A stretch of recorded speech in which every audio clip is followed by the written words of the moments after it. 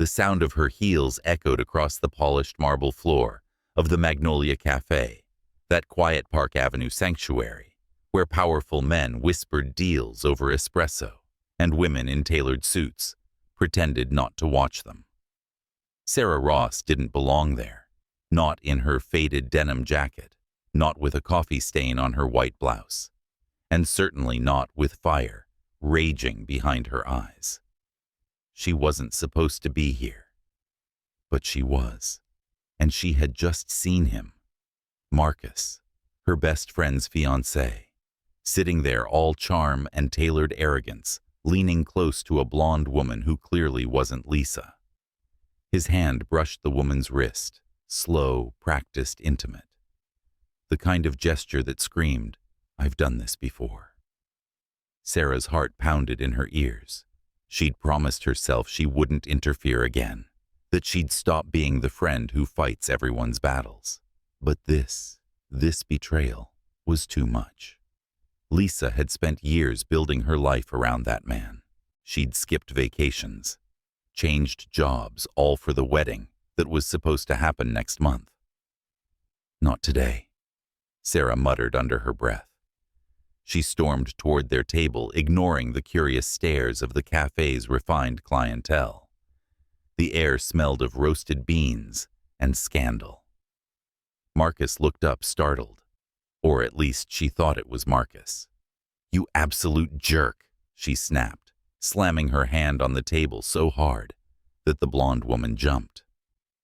"How could you? Lisa gave you everything, and this is how you repay her, a public coffee date with your side piece." Gasps rippled through the room. The man blinked up at her, his gray-blue eyes narrowing. He didn't look confused, more like amused. "I think," he said, voice low and cool, "you've mistaken me for someone else." Sarah froze. The voice wasn't Marcus's. It was deeper, sharper, with the kind of command that silenced boardrooms. The blonde woman beside him looked half horrified, half delighted. "Oh my God," Sarah whispered, the realization slamming into her. "You're not—" "No." The man interrupted, a faint smirk curling at the corner of his mouth. "I'm not Marcus, and you just called me, what was it?" A public cheater. Heat burned her cheeks. Well, to be fair, you do look like him from behind." "Lucky me," he said dryly, taking a sip of his espresso. "I'm sorry," Sarah stammered. Oh God." The entire cafe was staring now. A couple of older women were whispering. One even pulled out her phone, and that's when she saw the older woman across the table, the man's companion. Her posture regal, her eyes sharp with something between amusement and fascination. "Liam," the woman said with a knowing smile. "She's spirited. I like her." The man, Liam, sighed, resting his cup on the saucer. "Mother, please." Mother Sarah's jaw nearly hit the floor. She had just screamed at a man in front of his mother. I'm leaving," she blurted, backing away so fast she nearly tripped over a chair. "Enjoy your coffee, Mrs. whoever you are." But as she turned toward the door, the older woman called after her, "Miss Ross, wait." Sarah stopped dead. "How do you—" The woman smiled. "You dropped your business card when you slammed the table." Sarah looked down. Indeed, her Manhattan Meridian hotel card lay there beside the sugar jar, her name printed neatly. Sarah Ross, event manager. The woman held it up like a prize. "My name is Eleanor Watson. Perhaps we should talk sometime soon. I have a proposition." Sarah blinked. You want to hire me after I just—" Eleanor's eyes glittered. "Let's just say I admire a woman who's not afraid to speak her mind. My son could use someone like that." Liam groaned. "Mother." But Eleanor only smiled, turning her gaze back to Sarah. "Tomorrow. 4 p.m., Watson Residence, Upper East Side. I'll send a car." Sarah opened her mouth, but nothing came out. She simply nodded dazed, then fled the cafe under a chorus of hushed murmurs and stifled laughter. Outside, the late autumn air slapped her face, sharp and cold. She leaned against the brick wall, breathing hard. "Perfect," she muttered. "Absolutely perfect. I just yelled at a billionaire in front of his mother." Brilliant Sarah. Across the street, a sleek black car idled.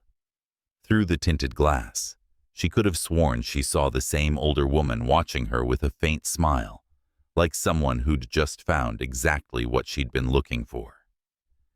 That night, Sarah tossed and turned in her small Brooklyn apartment.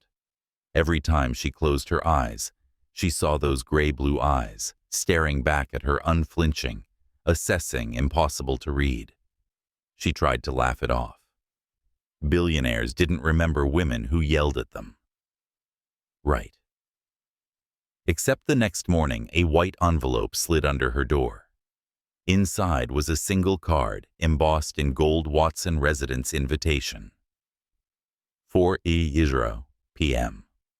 Do not be late.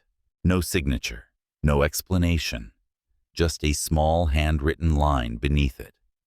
A mistake can be the beginning of something extraordinary. E.W. Sarah sat on the edge of her bed, heart thudding. She should throw it away. Forget this ever happened. She had work bills, an entire life that didn't include rich people with secrets. And yet, a part of her, the reckless, curious part that always got her into trouble, whispered, "What if you go? What if this is how everything changes?" That thought alone was enough to make her reach for her phone, staring at her reflection in the black screen. She whispered, "What's the worst that could happen?" But her pulse said otherwise, because deep down, she already knew whatever this was, it wouldn't be ordinary.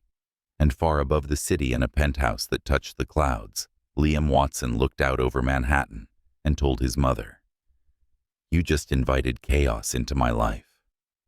Eleanor smiled over her tea. "No, dear, I invited color into it."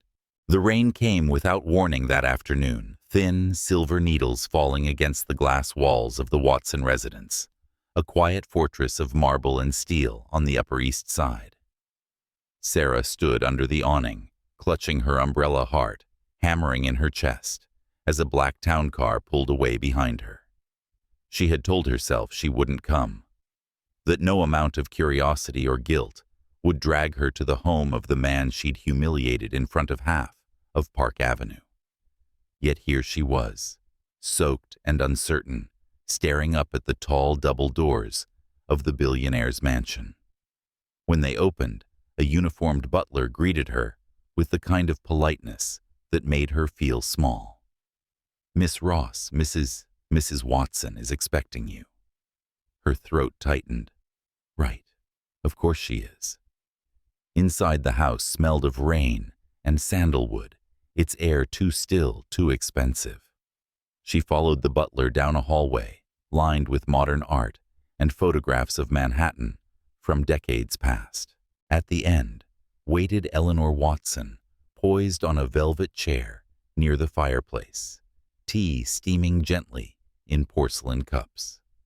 "Sarah," she said, her voice smooth, deliberate, as if she'd known her for years. "You came." Sarah hesitated near the doorway. "Honestly, I'm not sure why. I thought maybe you wanted me to apologize again." Eleanor smiled faintly. "Oh no, if you were the type to apologize easily, I wouldn't be interested." "Interested?" "Sit down, dear.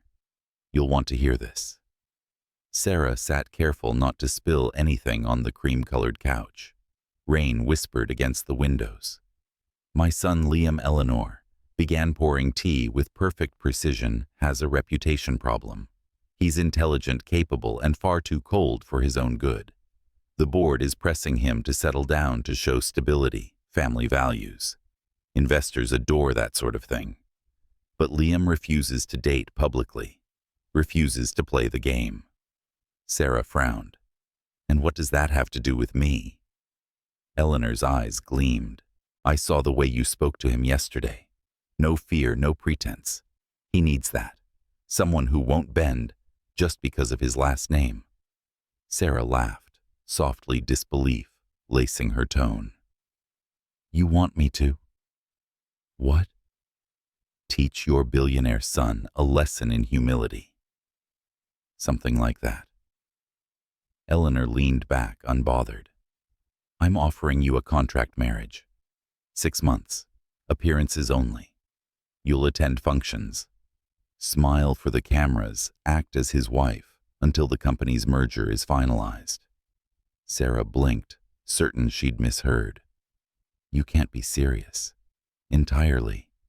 You'll be compensated generously, your debts cleared, and the medical expenses for your brother's surgery covered in full. Her breath caught. How do you even know about my brother? I make it my business to know, Eleanor said simply. You work hard, you take care of everyone else, and you don't ask for help. Admirable. But exhausting, isn't it? Sarah's pulse stumbled. That's not the point. You can't just buy people's lives. I'm not buying you, dear. I'm giving you a choice. Before Sarah could respond, the door opened. Footsteps measured quiet, unmistakably his. Liam Watson stepped into the room, tall and composed in a gray suit, his expression unreadable. His gaze met hers for the briefest second, cool, detached, but something flickered there. Recognition, maybe, or curiosity. Mother, he said evenly. What have you done now? Eleanor smiled. I've invited Miss Ross to join our family. Liam exhaled a trace of annoyance beneath his calm. You mean the woman who publicly accused me of adultery? Sarah crossed her arms. To be fair, I apologized. Kind of. That makes it better. I didn't say that. He studied her eyes, traveling from her rain-soaked jacket to her clenched hands. And you came here willingly? Apparently, she muttered, still trying to figure out why. Eleanor's voice cut through their tension. Enough. You two can circle each other all day, or you can agree to something mutually beneficial. Liam, you need a partner for the merger gala next month. Sarah, you need relief from your financial strain. Why not help each other? Liam looked at his mother, then back at Sarah. You can't be serious. I'm not doing it for fun, Sarah said, standing. And trust me, marrying a man like you doesn't sound like my idea of a good time. Something dangerous flashed in his eyes. Amusement maybe, or challenge. Then, don't. She grabbed her purse, ready to leave. But Eleanor's calm voice stopped her. Think before you walk away, Sarah. Opportunity doesn't always look like salvation. Sometimes it looks like chaos knocking on your door. Sarah hesitated, her hand tightening on the strap. And if I say yes? Eleanor's smile softened. Then you'll learn that chaos can change your life. Liam scoffed quietly, running a hand through his hair. Unbelievable.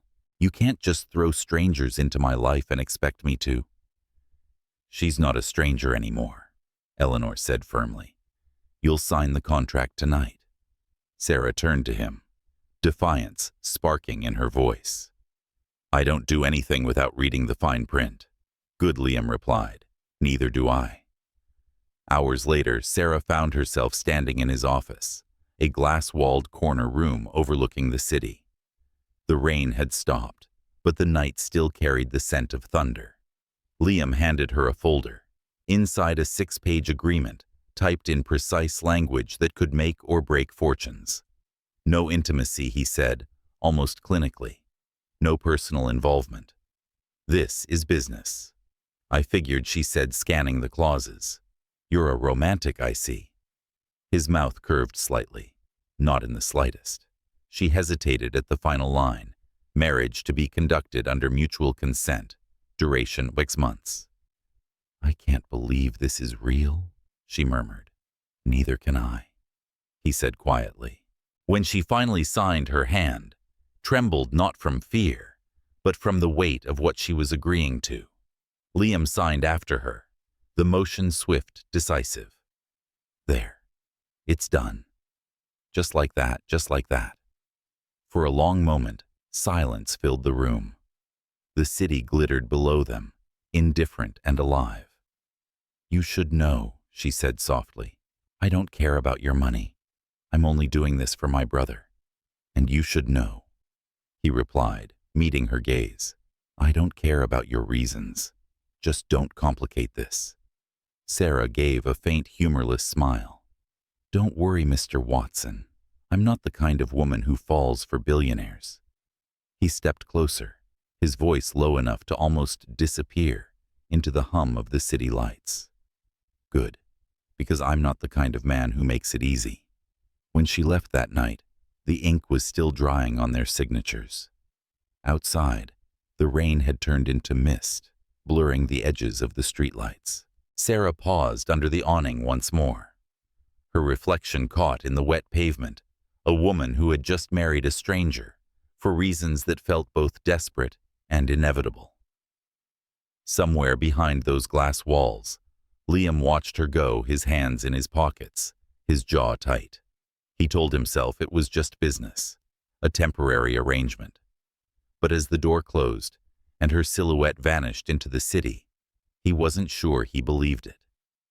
Morning sunlight cut through the tall windows, drawing golden lines across the polished floors of the apartment. Sarah woke to the faint hum of the city and the quiet, measured rhythm of footsteps somewhere beyond her door. For a moment, she forgot where she was. Then it hit her. Central Park West, Liam Watson, a contract signed in ink that hadn't even fully dried. The scent of coffee drifted in from the kitchen. Her phone buzzed with a text from Jonah, her brother. They've scheduled my surgery for Thursday. The doctor says I'll be okay. She exhaled relief, swelling quietly in her chest. That was why she was here. Why she had agreed to live inside this glass palace with a man who didn't smile unless it served a purpose. When she walked out, Liam was already dressed for the day. Dark suit, crisp tie, posture, straight as if the world depended on it. He was standing by the counter phone in one hand, coffee in the other, his attention split perfectly between both. He didn't notice her at first, or maybe he did, and just didn't care to look. Good morning, she said, tying her robe tighter. Morning, he replied without glancing up. You're really the picture of charm before breakfast, huh? That earned a flicker of a look, half amusement, half irritation. You don't have to talk to me in the morning. It's not in the contract. She smirked. Neither is silence, but you seem pretty committed to it. That almost imperceptibly tugged the corner of his mouth. But he said nothing, just sipped his coffee and scrolled through another email. Sarah leaned against the counter. So what's the plan today, husband? The word made him pause. For the first time since she'd known him, he looked genuinely thrown off balance. Don't call me that. What should I call you then?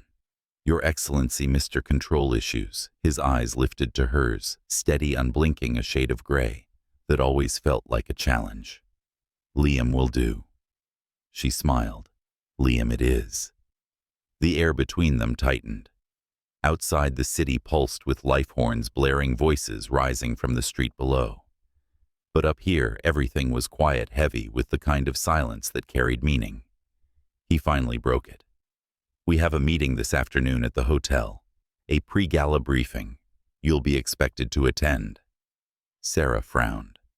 The Meridian, that's my old workplace. I know, which is exactly why your presence matters. Familiarity makes for good optics. Optics, she repeated, rolling the word on her tongue. You talk about people like they're lighting setups. He ignored the jab, checking his watch instead. The driver will be here at 3. Wear something appropriate. She folded her arms. Define appropriate. For once, not something that makes you look like you're ready to start a revolution.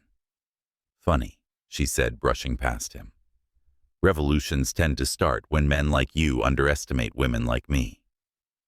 By the time 3 o'clock arrived, Sarah had chosen a deep emerald dress that clung in all the right places, simple, elegant, the kind of outfit that made statements without needing words. When she stepped into the car, Liam's gaze flickered once quickly before he turned to the window. "You clean up well," he said finally. "So do you," she replied, settling into her seat. "Though I preferred the version of you from last night, the one who almost looked human." He didn't answer, but the faintest trace of a smile betrayed him. The drive to the hotel was short, but the silence between them wasn't empty. It was layered questions, unsaid curiosity, neither of them admitted to. When they arrived, the lobby of the Meridian shimmered with chandeliers and polished marble, the smell of lilies filling the air. Sarah's heart twisted with an old familiar ache. She'd walked these halls for years. She'd known every face, every shift, every flaw behind the flawless surface. And now she was walking back through the same doors as Mrs. Liam Watson. The staff looked at her differently, curious, cautious. Some whispered. She could feel it. She smiled anyway, her chin, lifting her steps, measured. She wasn't here as an employee anymore. She was here as someone who belonged beside the man everyone wanted to impress. At the conference room, Liam fell easily into command. His voice carried low, decisive, magnetic, in that quiet way powerful men often are. She sat beside him, watching as he dissected presentations, redirected discussions, negotiated with a calm that was both infuriating and mesmerizing.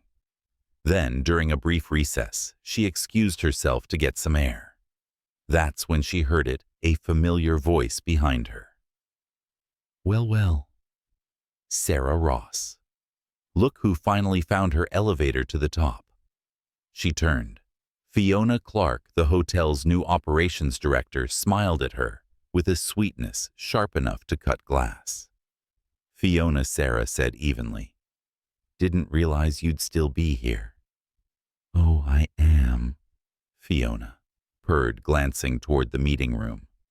"And it looks like you've upgraded your company. How convenient, one day you're running event schedules, the next. You're married to the man who owns half of Manhattan." Sarah's jaw tightened. "I didn't marry anyone for convenience." "Of course not," Fiona said, feigning sympathy. "Love at first lawsuit, right?" Before Sarah could respond, a voice cut through the tension.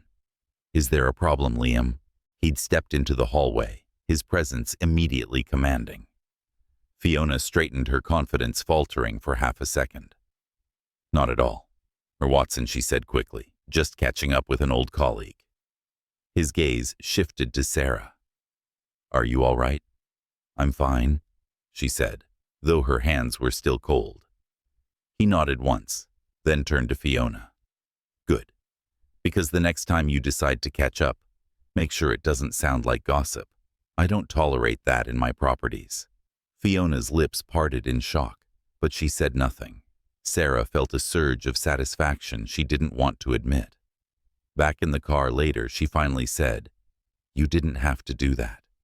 "Yes, I did. I can handle myself, you know." "I don't doubt it," he said, "but she won't try it again."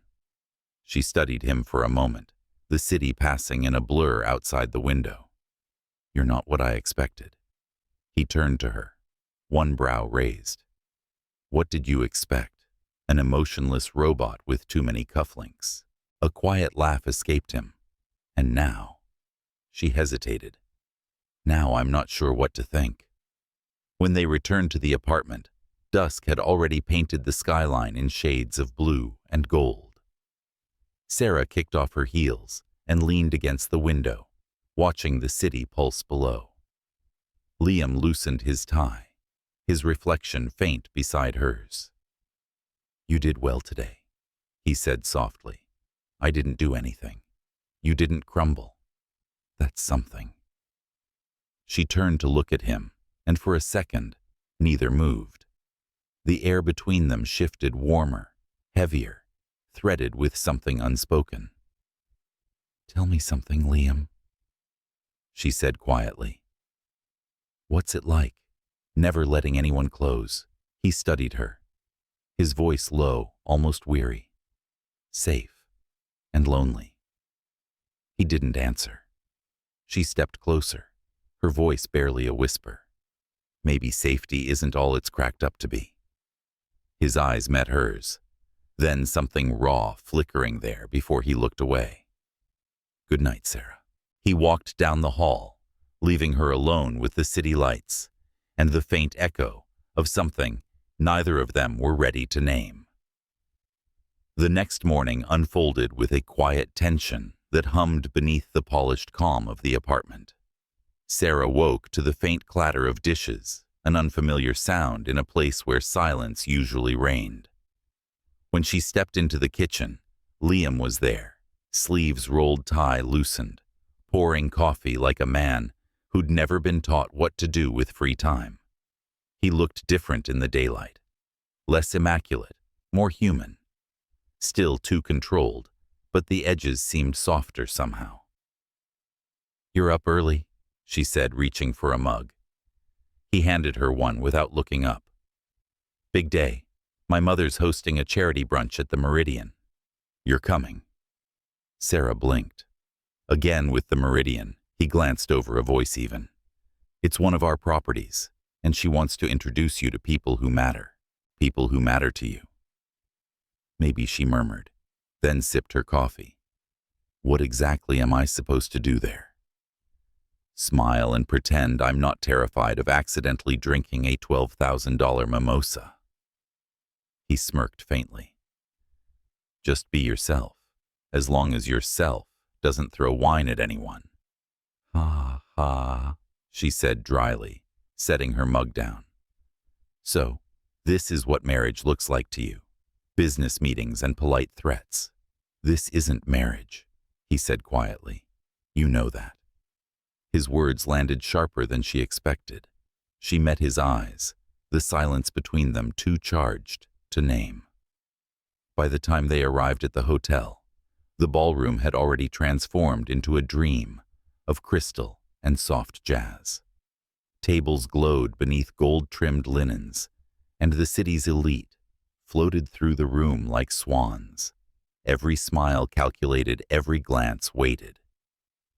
Eleanor Watson stood at the center of it all, a vision in silver silk surrounded by admirers. When she saw Sarah, her eyes lit up sharp and assessing. "My dear," Eleanor said, air-kissing her cheek. "You look radiant." Sarah smiled politely. "You always know how to make an entrance." Eleanor laughed low and deliberate. "A woman in my world has to." Her gaze shifted subtly toward Liam. "You should learn that too, darling. Your wife already has." Liam's jaw tensed. "Mother, can we not do this here?" "Oh, relax. The world loves a little family tension. It makes us relatable." Before he could respond, someone new joined them, a tall man with slicked hair and a perfectly rehearsed smile. "Liam Watson," he said, extending a hand. "Always a pleasure. And this must be your wife. I'm Grant Morrison, finance chair of the foundation." Sarah shook his hand, feeling the subtle condescension in his gaze. "Nice to meet you." Grant's smile tightened. "I have to say, the press loves your story. It's refreshing, a self-made woman from Brooklyn marrying into one of the oldest families in New York. Almost cinematic." Liam's tone dropped an octave. "Careful, Grant." Grant chuckled, sipping his champagne. "No offense meant. I'm sure Sarah here is very adaptable." Sarah's lips curved, though her pulse quickened. "Oh, don't worry. I adapt quickly, especially when people underestimate me." Grant blinked, then forced a laugh. "Well said." Eleanor's eyes gleamed, pride flickering there. Liam looked at Sarah, something like surprise passing through his expression. For the first time that morning, He didn't seem entirely in control. Hours later, after speeches and photographs, and too many insincere smiles, Sarah slipped out to the terrace overlooking Central Park. The late afternoon sun washed the skyline in shades of gold and ash. She needed airspace to breathe, without pretending. Trying to escape a voice asked behind her, she turned. Fiona stood by the doorway, glass in hand, wearing the kind of smirk that never meant kindness. "Just taking a break," Sarah said evenly. "Must be exhausting," Fiona replied. "All those smiles, all that pretending. You play the part well, though. For someone who was scheduling banquets last year, you've come far." Sarah kept her voice calm. "What do you want, Fiona?" "Oh, nothing," Fiona said, stepping closer. "Just thought you should know some of the board members are curious. They wonder how a hotel employee managed to capture New York's most eligible CEO." Sarah's jaw tightened. "Tell them I didn't capture anything. It's not that kind of story." "Isn't it?" Fiona tilted her head. "You do realize everyone here thinks you're temporary, that once the merger's done, you'll fade back into wherever you came from.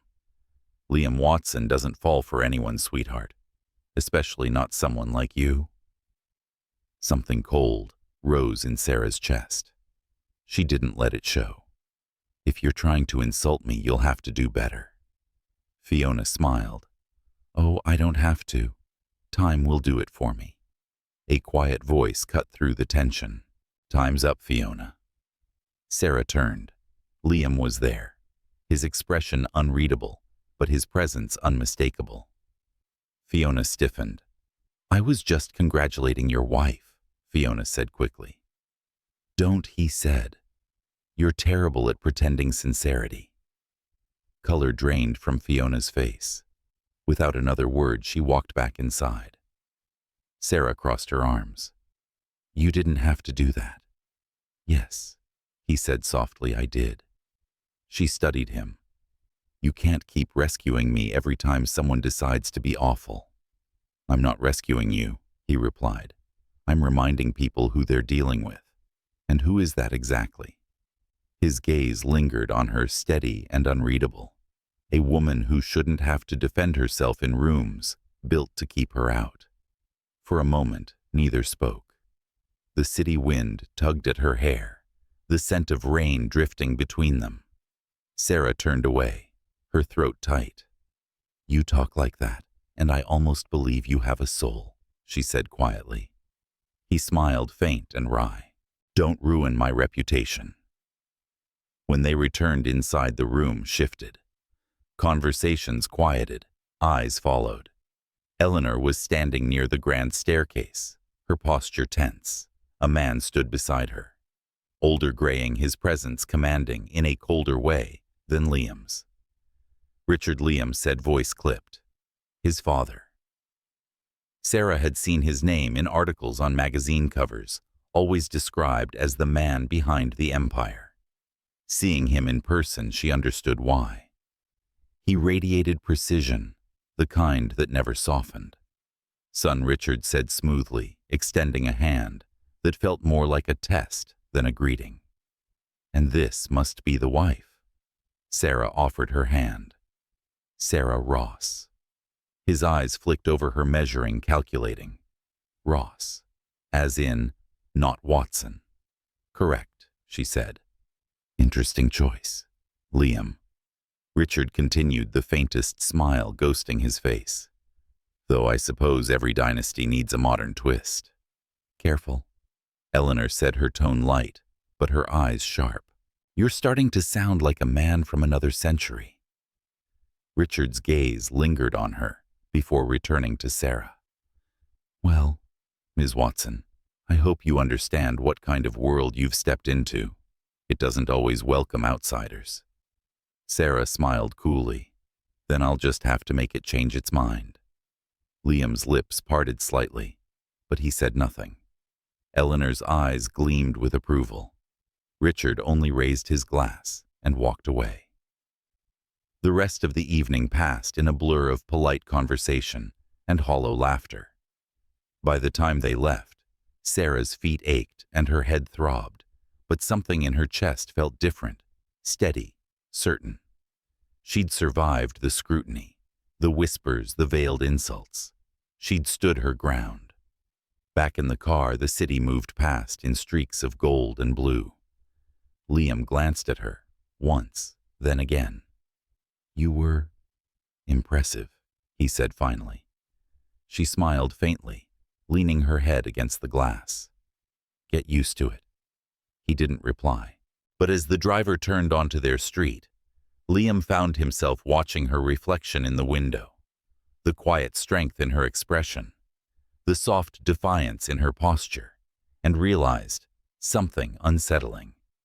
For the first time, he didn't see her as part of the contract. He saw her as the one person in the room who hadn't needed his name to command attention.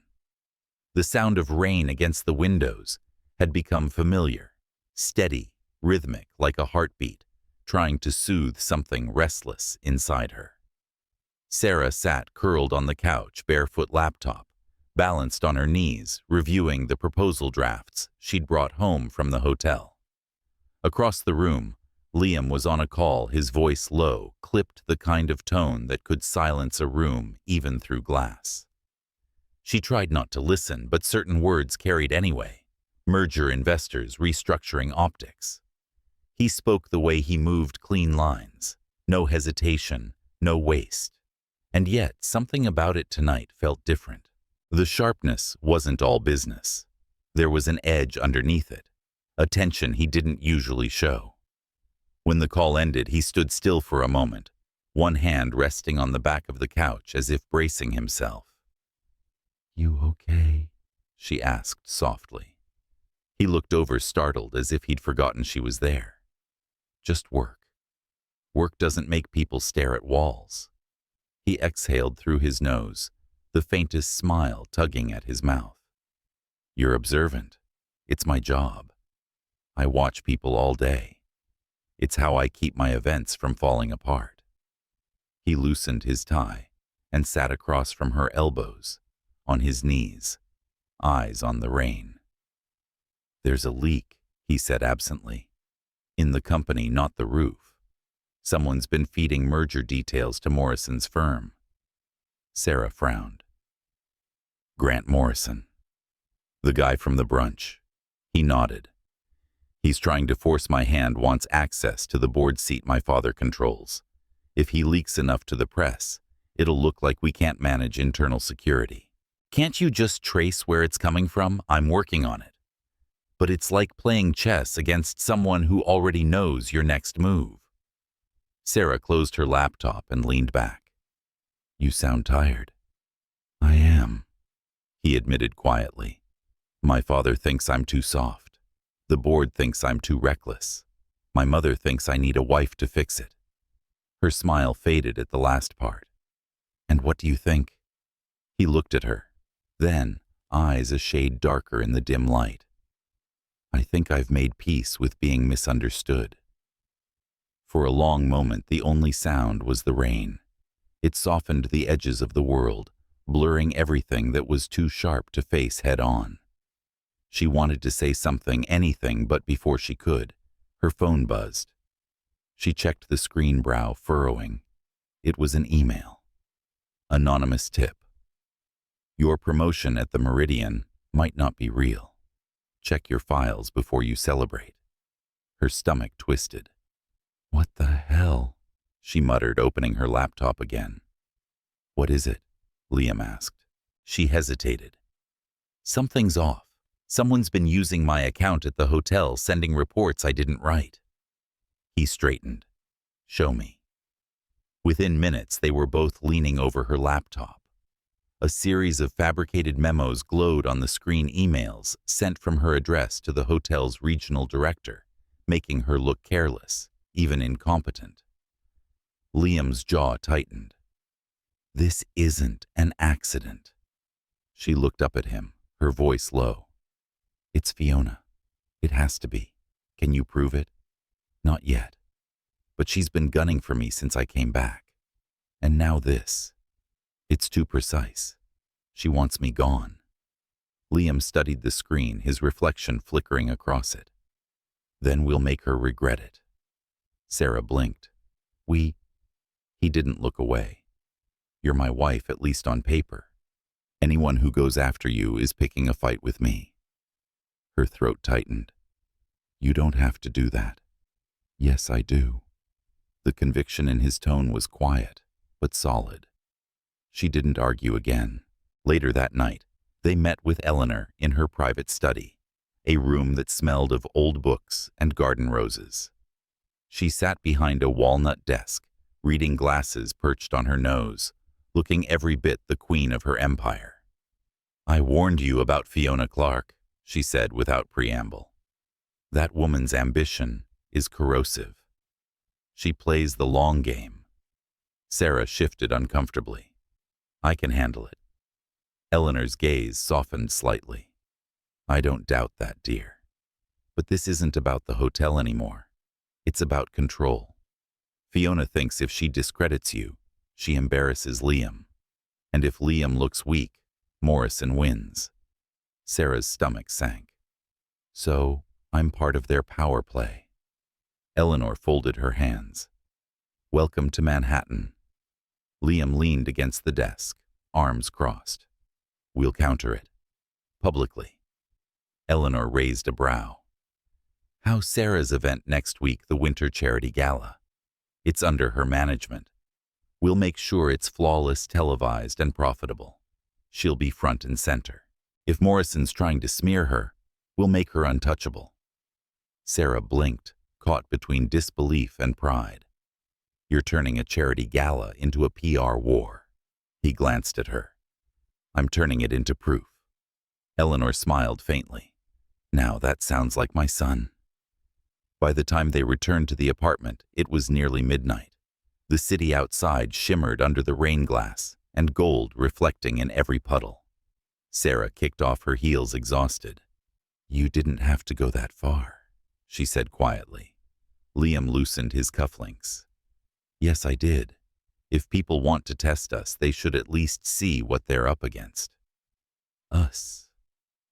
Huh, she said, her voice soft. You're finally starting to sound like a team player. He met her gaze, something wry and vulnerable flickering behind his composure. Don't tell anyone. She smiled, despite herself. But beneath the teasing, she felt something heavier, a current she didn't want to name. Gratitude, maybe.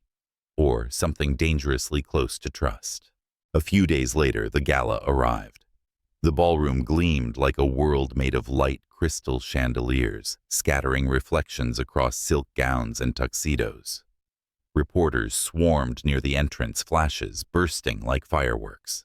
Sarah stood beside Liam, calm, on the outside, her heart pounding so hard she thought it might echo through the marble floors. You ready? He asked quietly. She nodded. As I'll ever be. When they stepped into the room, conversations stilled for a heartbeat. The crowd turned curiosity, admiration, envy, all mingling in the air like perfume. Cameras clicked. Liam placed a steady hand on her back, guiding her forward with an ease that looked rehearsed, but wasn't. He spoke to investors, to press, to the board, but every time he looked down at her, something shifted. His tone softened, his posture loosened, his mask cracked just slightly. And people noticed. Whispers followed them through the room, half speculation, half awe. Maybe it's real. Maybe she changed him. During the final toast, as the lights dimmed and the music swelled, Sarah found herself standing at the balcony, looking out at the city she used to chase from a distance. Liam joined her hands in his pockets. You did it, he said quietly. Every board member in that room just fell in love with your event. She laughed under her breath. That's one way to describe survival. He turned toward her, his voice lower now. It's more than survival. It's grace under fire. You didn't just prove them wrong. You reminded them why they underestimate people like you at their own risk. Her chest tightened. The sincerity in his tone disarmed her more than any compliment could. "Careful," she whispered. "You're starting to sound like you care." His eyes caught hers, steady and unflinching. "Maybe I do." The music from inside faded into something distant and slow. She didn't move, afraid to break whatever fragile moment hung between them. The rain had stopped hours ago, but droplets still clung to the railing, catching the city lights like small stars. When he reached up, brushing a strand of hair from her face, her breath hitched. His fingers lingered just long enough to make her wonder what would happen if she didn't pull away. But she did, eventually. "Don't," she said softly, almost to herself. This wasn't part of the contract.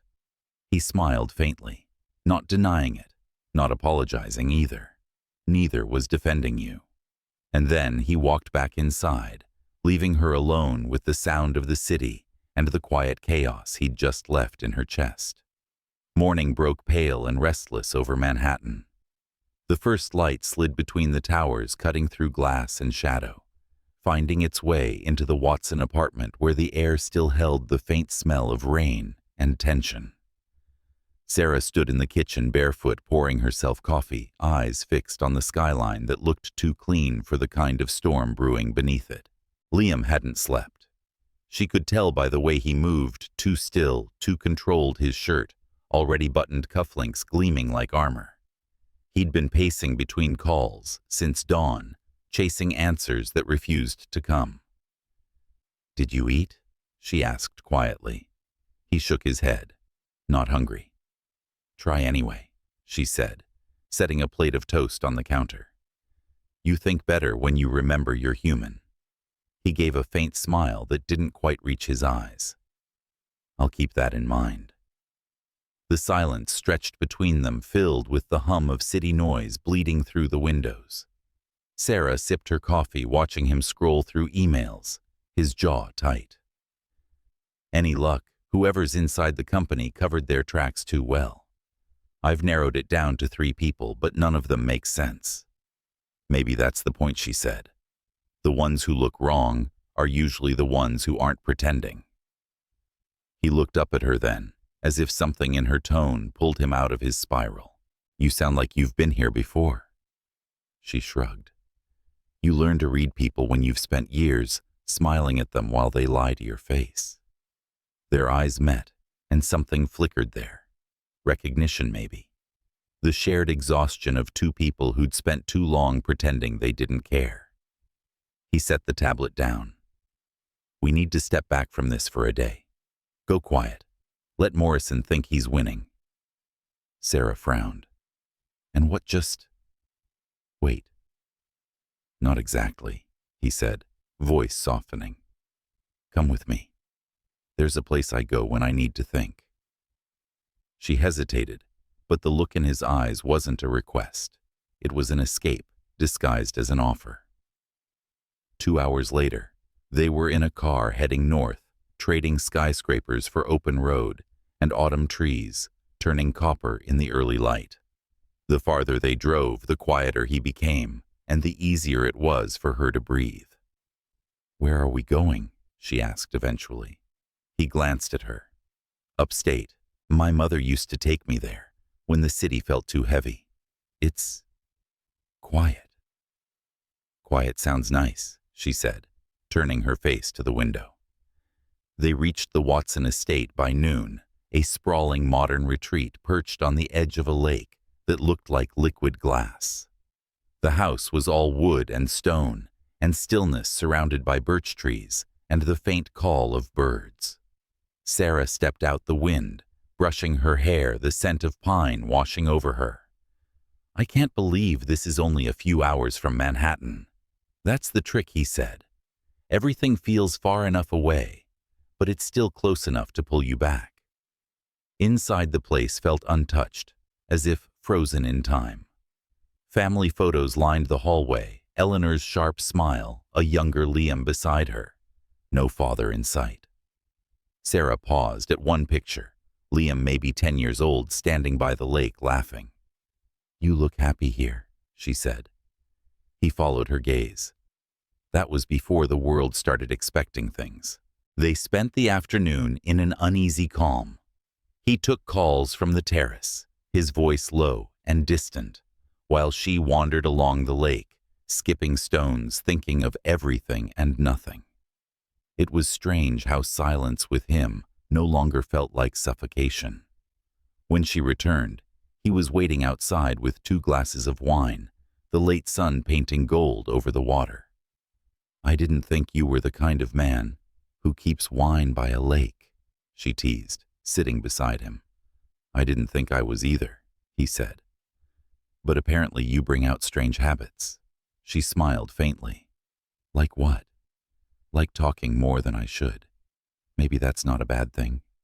For a moment, they just sat there, the kind of quiet between them that didn't need to be filled. The lake rippled a slow reflection of the sky's fading light.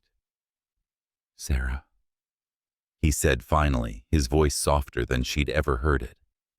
"When I started this, when my mother pushed for this marriage, I thought I was doing her a favor. A transaction to keep the press happy, the investors calm. I know," she said. "It's not like I was expecting love letters." He looked at her, then really looked, as though the words he wanted to say had nowhere else to go. But somewhere between the noise and the pretending, it stopped feeling like business. Her heart stuttered, a slow, fragile ache blooming in her chest. "Don't," she whispered. "Don't what say things you can't take back." He exhaled, leaning forward, elbows on his knees. "You think I don't mean it? I think you don't know what you mean," she said quietly. "You've built walls for so long that anything that cracks them feels like truth. But it might just be the air finally getting in." He smiled faintly, but it wasn't amusement. It was resignation. "You might be right." They fell silent again. The last of the sunlight dissolved behind the trees, and the air grew colder. Sarah pulled her sweater closer around her shoulders, shivering slightly. Without a word, Liam stood, took off his jacket and draped it over her. "Thanks," she murmured. He didn't move away. "You always think everything has to make sense," he said. "But what if it doesn't? What if this, whatever it is, just exists?" She looked up at him. "Then it ends, the moment we start pretending it doesn't." The tension between them was quiet but magnetic.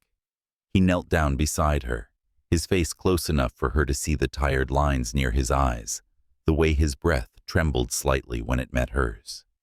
For a heartbeat, it felt inevitable, the pull, the silence, the closeness. But she stood abruptly, turning toward the house. "We should head back before it gets dark." He stayed there, kneeling by the lake, watching her walk away. Dinner was quiet, filled with the clinking of silverware and the crackle of fire. Neither of them spoke about what almost happened. Instead, they talked about small things, the weather, her brother's recovery, the dog Eleanor once had that used to chase ducks along the lake. It was easier than honesty. Later, when she went to bed, she couldn't sleep. The moonlight spilled across the floor in pale bands, and through the thin walls, she could hear him moving in the next room. She wondered if he was sleeping any better than she was. Outside, a wind picked up, carrying the scent of rain again. Somewhere in the distance, thunder rolled low and slow. She thought about how strange it was, this fragile calm between them, like the quiet before something you couldn't stop even if you wanted to. In the room next door, Liam sat awake in the dark, a single lamp still burning beside him. His phone buzzed again, another message from Morrison, this time with a photograph attached. He opened it and froze. The picture showed him and Sarah on the balcony, at the gala, her hand in his, faces close mid-laughter. The caption beneath it read, "Some contracts look more like confessions." For a long moment he said nothing. The rain began again, soft at first, then harder, tapping against the glass, like a warning. Liam closed his eyes. Somewhere deep down, he understood that whatever line they'd both been walking had just disappeared. The storm had passed by dawn, leaving the lake wrapped in silver mist. The world outside the cabin was still, but inside, silence had weight. Sarah stood at the window, coffee cooling in her hands, staring at the gray blur of the water. She hadn't seen Liam since the night before. His car was still in the driveway, but his room was empty. Only his phone face down on the table told her he hadn't gone far. She turned when she heard footsteps. He came in quietly, his coat damp, his hair slightly tousled by the morning wind. He looked tired, but there was something else in his expression too. Something unreadable, like he was carrying news he didn't want to speak aloud. "You've been out," she said. He nodded once. Needed air. She studied him. Or distance. Maybe both. He poured himself coffee, then leaned against the counter silent for a long moment before saying, "Morrison has a photo of us. From the gala. He's threatening to release it." Sarah froze. "What?" "It looks like we're—" He trailed off, searching for words that didn't make him sound like he cared too much. "Close." She set her cup down slowly. "So? Let him. We're married. People can draw their own conclusions. This isn't about gossip," he said. "If that picture gets out, it'll look like I fabricated the marriage to manipulate investor sentiment. It could kill the merger." Her pulse quickened. "And what do you plan to do about it?" "I'm going to handle it," he said, his tone clipped. "By paying him off." His eyes lifted to hers, sharp. "By reminding him who he's dealing with." There it was, the part of him that always returned when the world pressed too hard. Cold, measured, merciless. "Liam," she said softly, "you can't fight everything like it's a war." "It usually is," he said. "You just don't always see the casualties." She swallowed. "And what happens when I become one of them?" The question hung there, fragile as the mist outside. He didn't answer. By afternoon, they were back in the city. The rhythm of Manhattan hit them. The moment the car turned off the bridge horns, footsteps, life happening too loudly for two people carrying silence. Sarah didn't ask where they were going until they pulled up in front of a narrow brownstone in Harlem. He opened her door. "My mother used to bring me here," he said quietly. "It's where she grew up." Inside, the place smelled faintly of wood polish and time. Photos covered the walls, Eleanor as a young woman smiling, beside community leaders holding babies, standing in marches. It was more humanity than Sarah had ever seen in the Watson family name. "Why bring me here?" she asked. "Because I wanted you to see what the world looked like before the money," he said. "Before the name." She traced a finger along the frame of one photograph, Eleanor standing in front of a brick building with a hand-painted sign, Watson Youth Center. "She built this," Sarah murmured. Liam nodded. "She started with nothing but a loan and a promise to her mother that she'd give back what she was given. The foundation still funds schools, shelters, scholarships." Sarah turned to him, eyes softening. "That's what she meant when she said you'd lost sight of where you came from." He smiled faintly. "She's been telling me that since I was 25. They wandered through the house, the sound of the city muffled beyond the windows. For a brief moment, it felt like they were suspended outside of time. Two people pretending that the world wasn't waiting to devour them. When they reached the kitchen, Liam pulled a box from one of the cupboards, setting it on the counter. Inside were old newspaper clippings, letters, and a small velvet pouch. He opened it carefully, revealing a gold locket. "My mother wore this when she met my father," he said. He promised her the world. Then he gave her a company instead. Sarah looked up. "You think you're like him?" "I don't think," he said quietly. I know I've spent my whole life making sure I wouldn't be and somehow ended up halfway there anyway. She stepped closer. You're not him, Liam. You built something on your own terms. You protect people even when you don't know how to say it out loud. He met her gaze, his voice barely above a whisper. And what about you? Who protects you? She hesitated. I stopped waiting for someone to. Their eyes held for a beat too long. Then she looked away, pretending to study the photographs again. You should keep that locket. Maybe it'll remind you what really matters. I already have something for that, he said. She turned back, confused, but he said nothing more. The next day brought no calm. Morrison's story broke before noon. A photo of Liam and Sarah blown up across every business site and gossip column. The marriage merger was love, just another power move. By the time she reached the Watson Dynamics building, the lobby was chaos. Reporters shouted questions, cameras flashed. Inside the elevator, she caught her reflection, composed, calm, perfectly controlled. It was a lie. Liam was in his office, voice raised for the first time since she'd met him. His father was there too, standing by the window, expression cool and unimpressed. Do you realize what you've done? Richard Watson's voice was sharp as glass. You've tied this company's credibility to a tabloid circus. It's being handled, Liam said through clenched teeth. Handled, Richard snapped. You're one headline away from tanking shareholder confidence. This woman, he gestured toward Sarah, has been a liability from the start. Sarah flinched, but Liam didn't let him finish. Don't talk about her like that. Richard's eyebrows rose. Don't tell me she's gotten under your skin. This isn't about that. Oh, it always is, Richard said. You let emotion cloud judgment, and the empire falls. Ask your mother. Don't bring her into this, Liam warned. I already did, Richard said, voice softening just enough to make it crueler. Eleanor built a name. You're turning it into a headline. The silence that followed was thick enough to choke on. Sarah finally spoke. You want someone to blame, blame me. But don't talk to him like that. Richard turned to her, amused. You think you can stand in this room and understand what's at stake? She met his gaze evenly.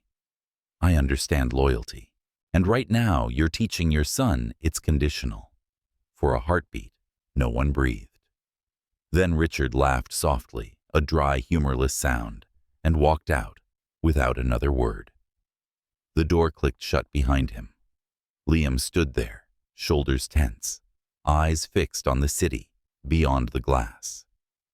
You didn't have to do that, he said. Yes, I did. He turned then, and something in his face broke open, something raw, unguarded. You don't get it, Sarah. My whole life has been about control, about making sure no one sees a crack. And now, she stepped closer. Now what? Now all I can think about is you standing there defending me when you shouldn't have to. The words hung there, fragile and dangerous. He moved toward her slowly, the distance shrinking until there was barely a breath between them. Tell me to stop, he said quietly. She didn't. When he kissed her, it wasn't perfect. It wasn't gentle either. It was desperate, messy, real, two people holding on because the world outside was built to take everything away. Her hands found his collar. His fingers brushed the side of her face. For a moment, the noise disappeared. The merger, the headlines, the lies, none of it existed. When they finally broke apart, she whispered against his chest. You just complicated everything. He exhaled, forehead resting against hers. It was already complicated. They stood there in silence, the city humming around them, two hearts trying to beat in sync, while the world kept count outside the glass. The city had never seemed louder. Even with the office door closed, Sarah could hear the chaos beyond phones ringing, heels, striking the marble floor, the relentless murmur of people dissecting a story that wasn't supposed to exist. Her phone buzzed every few minutes, reporters, old coworkers, even friends from the hotel she hadn't spoken to in months. They all wanted the same thing. A quote, a confirmation, a confession. She ignored them all. Liam stood by the window, tie loose. His reflection blurred against the skyline. He hadn't spoken much since their argument with his father. The quiet wasn't comfortable. This time it felt like standing in the eye of something waiting to destroy them both. "You should go home," he said finally, his voice low. She looked up from the stack of printed headlines. "And leave you here to clean up the mess alone. It's not your mess, isn't it?" she said softly. "My face is on half those articles. They don't just see you, they see us." He turned then, something fierce in his expression. "That's exactly the problem." The words hit harder than they should have. She swallowed. "So, what? You regret it?" The "kiss me," he ran a hand through his hair. Frustration sharp in his movements. "It's not about regret, Sarah. It's about timing. You and I, we exist in a space that was never meant to hold anything real." "Then why does it feel real?" she asked, her voice trembling despite herself. He didn't answer. Instead, he turned back to the window, his silhouette outlined by the light of a city that would never forgive weakness. "I need to meet with the board," he said finally. "They're demanding an emergency session tonight. If I can convince them this won't derail the merger, we'll survive the week. And if you can't..." He looked at her eyes, tired but steady. "Then I lose everything I built." Sarah's heart tightened. "You won't lose me." He gave a faint, sad smile. "That's the one thing I don't get to keep." The hours that followed blurred together. She spent them in a haze of calls and damage control, her name now entangled with his in every news cycle. Even Jonah called his voice heavy with concern. "You okay, Sarah?" "I'm fine," she lied. He hesitated. "You don't sound fine." "I'll be okay. Just focus on getting better, okay?" When the call ended, she sat in the darkened apartment, the city glowing faintly beyond the glass. Every part of her wanted to run to escape the noise, the judgment, the endless reminder that she'd stepped into a world that didn't know how to forgive people like her for existing in it. A knock at the door broke her thoughts.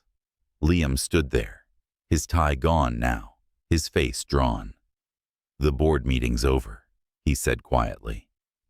She stood. "And I managed to buy us some time. They'll move forward with the merger, but only if we distance ourselves publicly until it's finalized." "Distance ourselves," she repeated, her voice almost a whisper. He nodded once. "No public appearances, no photos, no pretending to be married," she finished for him. He hesitated. "It's temporary." She laughed softly, but it didn't sound like humor. "Temporary always turns into permanent, with people like you, doesn't it?" "Sarah, don't," she said, cutting him off. "Don't stand there and tell me it's just business when we both know it stopped being that weeks ago." He didn't argue. He couldn't. They stood there in the half-light, the space between them thick with everything they couldn't say. Then slowly he stepped closer, not enough to touch, just enough for her to feel the heat of his presence.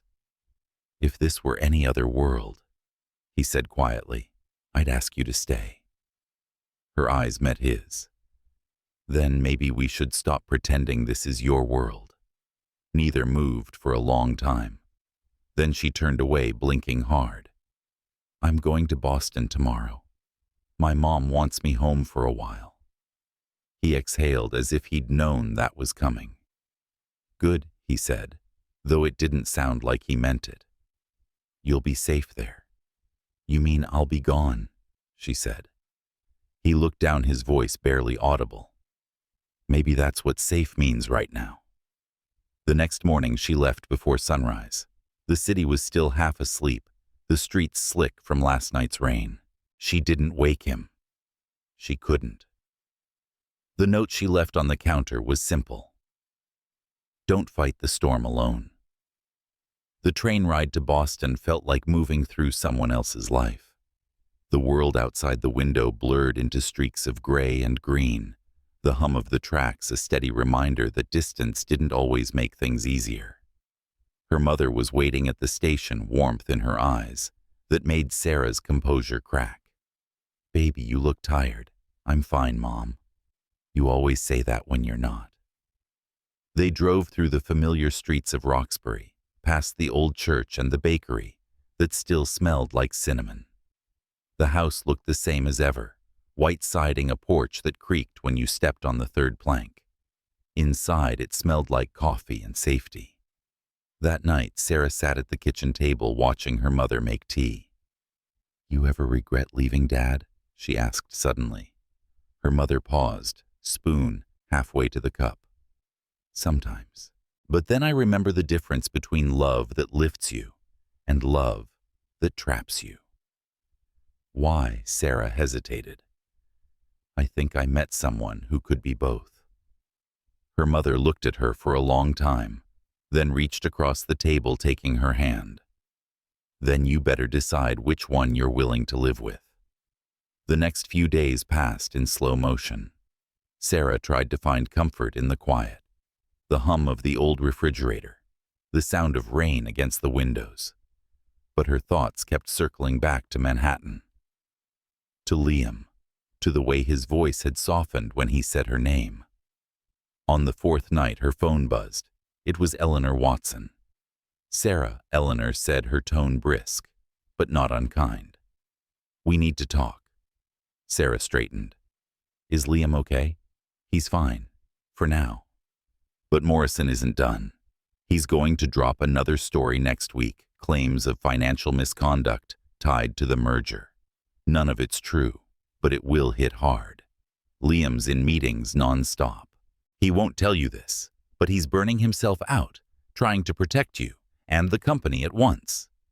Sarah's chest tightened. "What do you want me to do?" "Come back," Eleanor said simply. "Not for him, for yourself. Don't let people like Morrison define who you are. You've survived worse than gossip." The call ended, leaving Sarah staring at her reflection in the darkened window. Somewhere deep down, she already knew she was going back.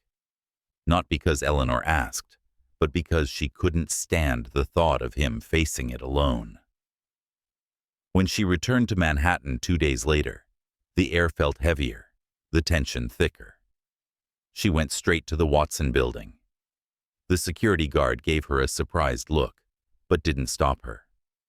She found Liam in the conference room, papers scattered across the table, sleeves rolled up, exhaustion carved into his features. He didn't notice her at first, not until she said quietly, "You look terrible." He froze. Then slowly he lifted his head. "Sarah." She crossed the room, stopping just short of him. "You didn't think I'd stay away forever, did you?" He blinked, disbelief softening into something like relief. "You shouldn't be here." "Probably not," she said. "But then, neither of us ever do what we should." For a moment, neither moved. Then quietly he said, "You came back. I told you." She said, her voice steady now. "You don't fight storms alone." He looked at her for a long time, then whispered almost to himself, "Maybe I don't have to anymore." Outside, the city lights blurred against the glass, and for the first time in weeks, the noise seemed to fade. They stood there in the quiet, two people who had tried and failed to stay apart, bound not by circumstance, but by the simple, unyielding truth that some things once real don't disappear, no matter how hard the world tries to rewrite them. The morning of the hearing arrived wrapped in gray clouds and wind that felt colder than it should for spring. Manhattan was half-awake, traffic inching forward, umbrellas flashing open like dark flowers. Inside the Watson Dynamics Tower, everything felt too bright, too polished, like the city had decided to hold its breath for whatever came next. Sarah stood outside the conference hall, her palms pressed against the cool marble wall.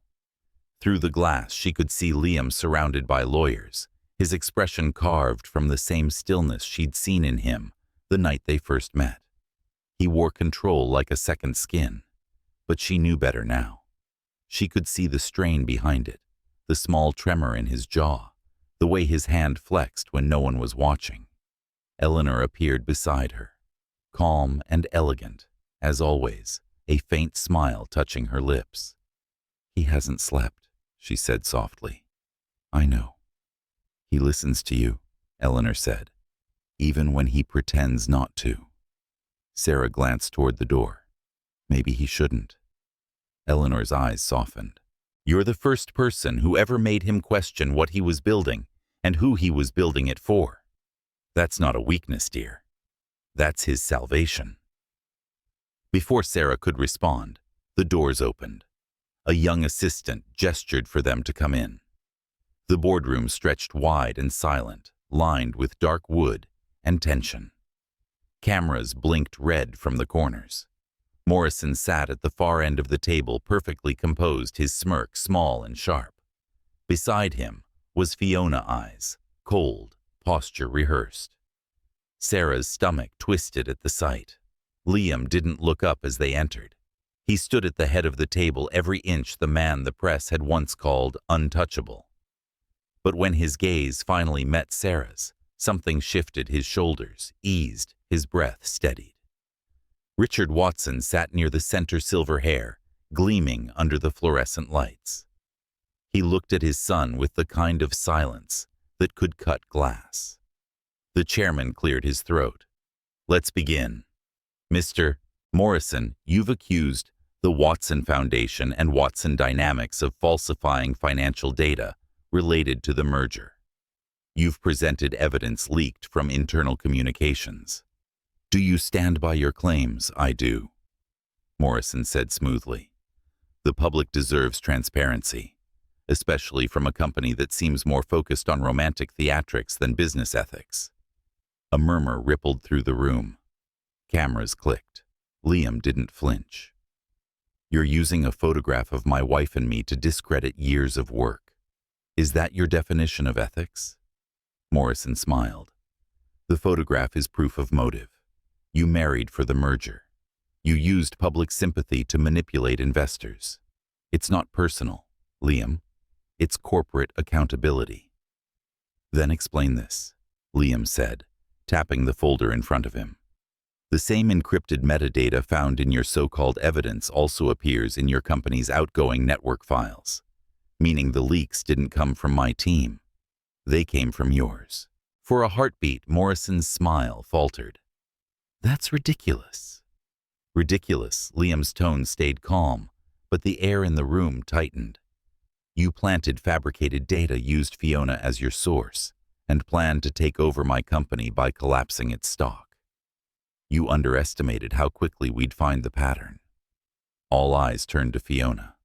Her hand trembled, barely noticeable, but Sarah saw it. "You have no proof," Morrison said. Liam opened the folder and slid a document across the table. "That's Fiona Clark's authorization code. She's been rerouting internal correspondence to your servers for months. I believe you call that corporate espionage." Fiona's voice cracked. "He said it would just be temporary, that no one would get hurt." Morrison's composure fractured. "You're making a mistake, Liam. This will destroy both of us." "I built this company from nothing," Liam said. "You don't get to use my name as your currency." Eleanor rose, then her voice calm and steady. "The Watson Foundation will publicly announce its separation from Morrison Holdings, effective immediately. We'll move forward with the merger on our own terms." The chairman nodded, his pen scraping across the page. Motion approved. It was over before Sarah could fully breathe again. Morrison's face darkened as security escorted him out.